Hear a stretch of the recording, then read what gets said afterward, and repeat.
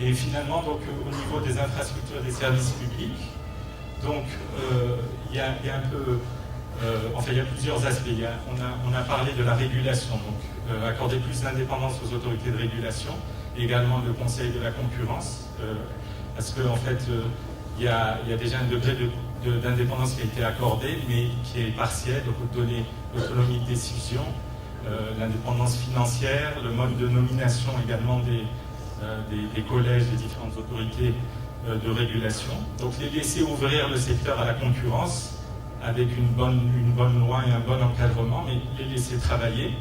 Et pareil pour le Conseil de la concurrence, puisqu'on va le réactiver.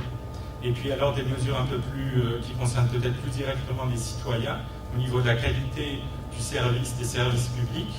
Donc on a parlé d'augmenter la concurrence, enfin lancer la 3e génération pour les télécommunications et peut-être en profiter pour rajouter une licence supplémentaire pour accroître la concurrence qui se fait traditionnellement quand il y a une nouvelle génération de licences mobiles. On en profite aussi pour revoir un peu l'organisation du marché et réactiver un peu la concurrence, ça se fait dans tous les pays. Au niveau de l'électricité, enfin de l'énergie en général, on sait que l'Algérie est un pays producteur dans le bassin méditerranéen extrêmement compétitif, et malgré tout on a des niveaux de prix intérieurs, malgré ces coûts relativement bas, qui sont encore plus bas que les coûts. Donc on subventionne très lourdement une énergie qui est déjà bon marché et compétitive, et ça crée en fait beaucoup d'effets pervers.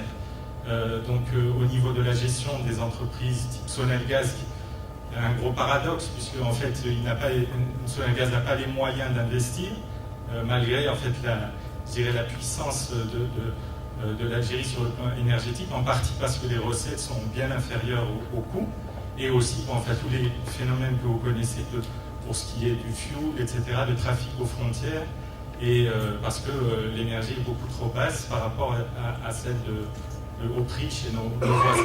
Donc entamer un rééquilibrage des prix en s'assurant bien sûr que les ménages les plus démunis ne seront pas impactés trop lourdement et que la facture d'énergie ou d'électricité, dans ce cas de gaz, ne représentera pas une charge trop lourde pour eux. Et une dernière mesure dans le transport, jouer la transparence pour le transport aérien, donc à l'Algérie et à la SNTF, en termes de délai et de qualité de service, c'est-à-dire suivre un petit peu et rendre public des indicateurs sur les retards et les rendre donc au début la transparence et après lier aussi le soutien de l'État et la rémunération en fait, au moins du top management sur le respect en fait d'un minimum d'indicateurs de qualité de service.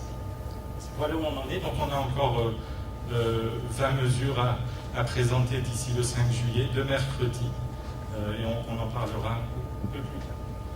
Alors, l'état des lieux, en gros, le nombre de membres a doublé. On était 19 au début du 13 avril, maintenant on est une quarantaine. Le groupe demeure ouvert. On veut juste que les gens participent, parce qu'il n'y a pas de titre à distribuer, il n'y a pas d'avantage. Mais il faut que les gens qu'on accesse, des gens qui ont montré leur disponibilité pour participer.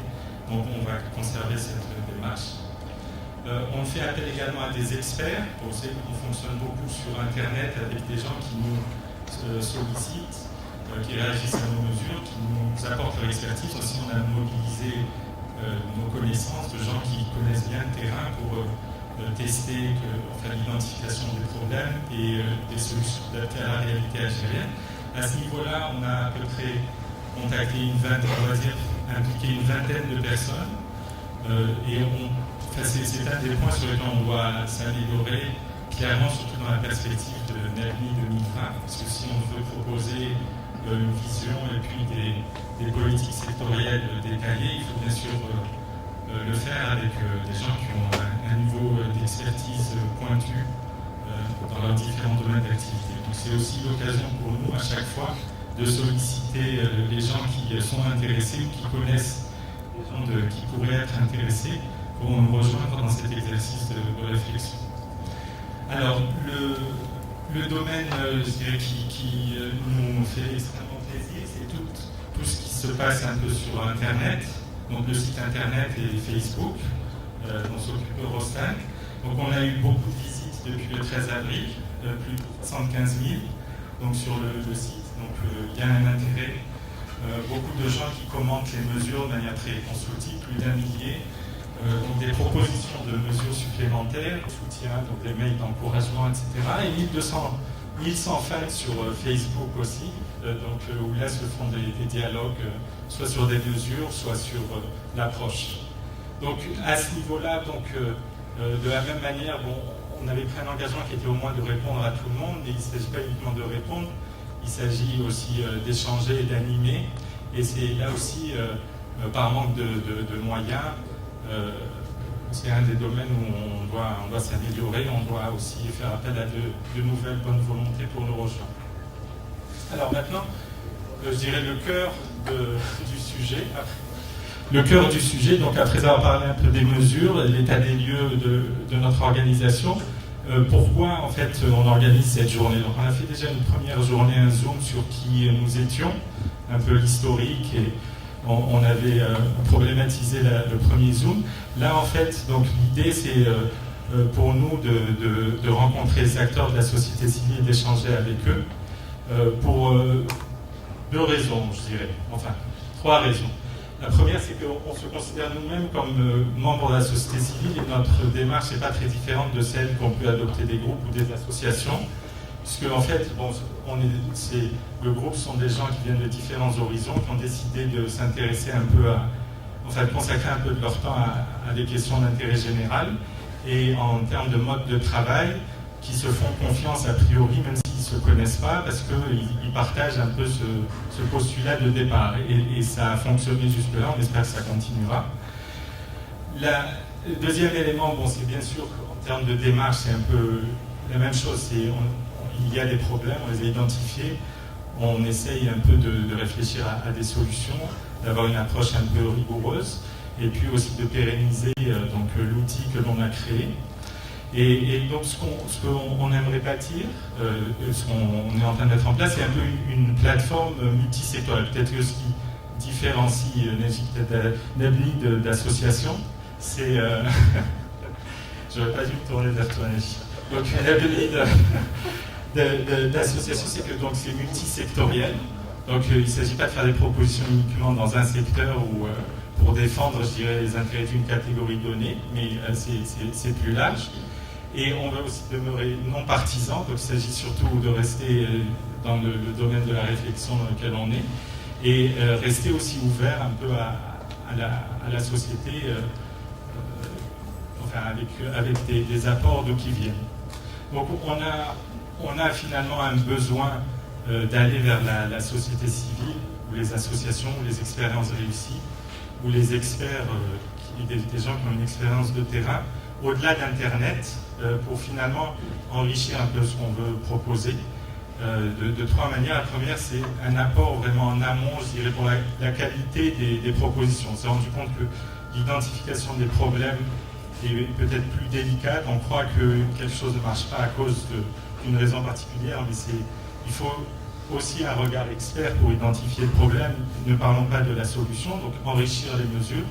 Et surtout, ce qu'on pense, c'est qu'en aval, donc on fait des propositions qui sont un bien public, et en aval, ce qui nous ferait très plaisir, ce serait que si ces propositions font sens, elles soient reprises après par des gens qui sont dans ces différents domaines, la santé, l'éducation, peut-être les associations de logement, etc., pour les porter et les défendre avec nous et essayer de s'accompagner pour la mise en œuvre. Et puis, on a aussi besoin de conseils d'avis, parce qu'en termes de choix de thèmes, peut-être qu'il y en a certains qu'on a un peu oubliés, on a fait des arbitrages, il y a des thèmes qu'on a décidé de ne pas traiter pour 2012, de les traiter pour 2020, peut-être que la culture. Dans l'éducation c'est très large, il n'y a pas uniquement l'éducation nationale de l'université, il y a la formation professionnelle, il y a la lutte contre l'analphabétisme, l'illettrisme. Donc c'est aussi des domaines qu'on a identifiés, mais on a fait des choix. Peut-être qu'il y a des mesures à prendre à court terme qui sont urgentes et qui pourraient améliorer les choses. Donc on est là aussi comme une occasion, avant de finaliser notre rapport, pour vous écouter, savoir quelles sont les mesures qui pourraient s'insérer dans un programme comme le nôtre. On est aussi ouvert à remplacer des mesures par d'autres s'il y en a qui sont plus justifiés. Bon, on a aussi, on est tous, disons, de la génération au sein du groupe 30-40 ans, mais c'est plus trop des jeunes en Algérie. Donc il y a aussi une question qui se pose, et on pourra en débattre avec vous, c'est l'engagement des jeunes des moins de 30 ans, parce que donc, il y a le problème bien sûr de langue, d'expérience, de vision du monde, etc., d'engagement, d'histoire, de rapport à l'Algérie différent. Donc là aussi, c'est important d'avoir votre avis sur la meilleure manière de les impliquer, parce que c'est eux qui sont quand même les destinataires de toutes ces mesures au final.